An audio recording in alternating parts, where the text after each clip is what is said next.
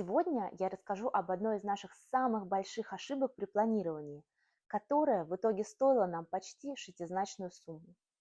Когда схематический дизайн дома был готов, я хотела сразу готовить документы для города, а интерьером заняться попозже. Мы уже понимали, где какая мебель будет стоять, но материалы и цвета еще не выбрали.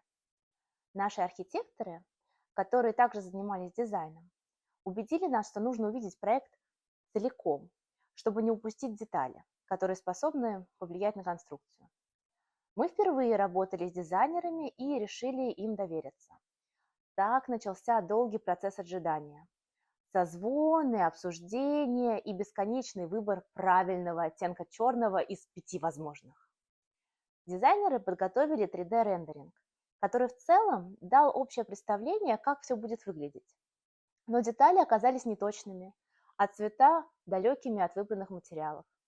Честно говоря, я ожидала, что современные программы работают намного точнее. Я вам сейчас это покажу. Вот такой получился рендеринг. То есть можно посмотреть, как будет выглядеть кухня. У нас будет посередине островок. Вот здесь будет барная стойка. Особенно интересное решение – это вот эта вот нога.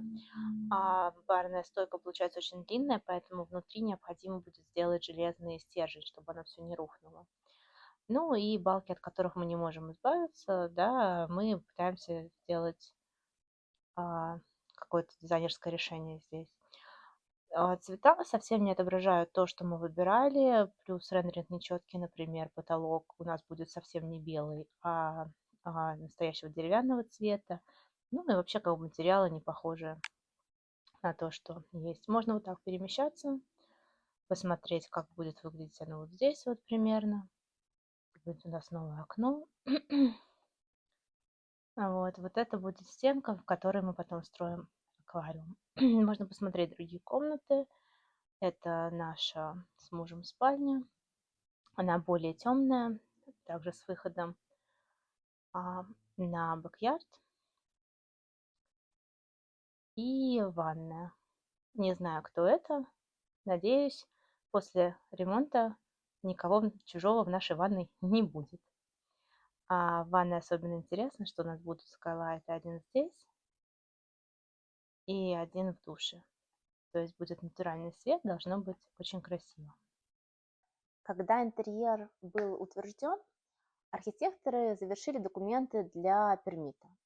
Затем последовали месяцы ожидания ревью и исправления замечаний. Каждая итерация занимала около месяца, и только в июне, почти через год после покупки дома, мы наконец получили разрешение на строительство.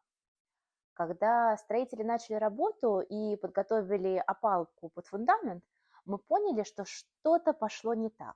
Они построили не то, что мы обсуждали. Выяснилось, что инженеры неправильно поняли архитекторов, а те, в свою очередь, даже не проверили их планы. А позже оказалось, что и сами архитекторы изобразили совсем не то, о чем мы говорили на наших зум-звонках. Исправление ошибок и повторное ревью города заняли еще несколько месяцев. И вот только сейчас, в ноябре, мы, наконец, заливаем фундамент. После такого долгого ожидания смотреть на это приносит особое удовольствие. Поделюсь этим и с вами.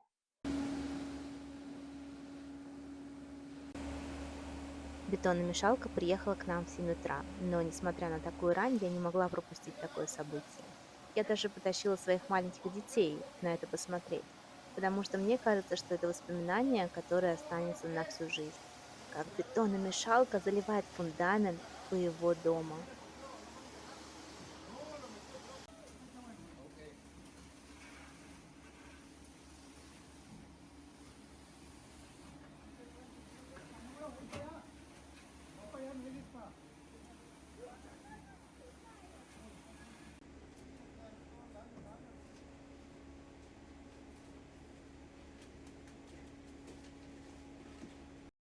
Прекрасное зрелище, не правда ли?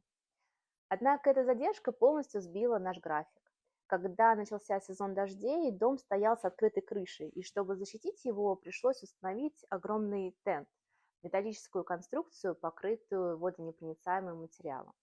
Монтаж занял 6 дней, а аренда и установка обойдутся примерно в $60 000.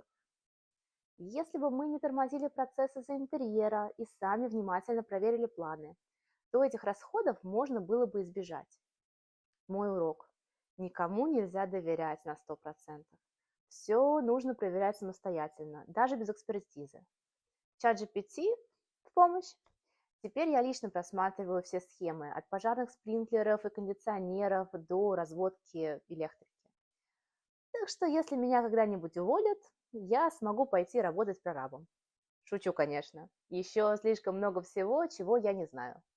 Но уже несколько ошибок в планах я нашла сама.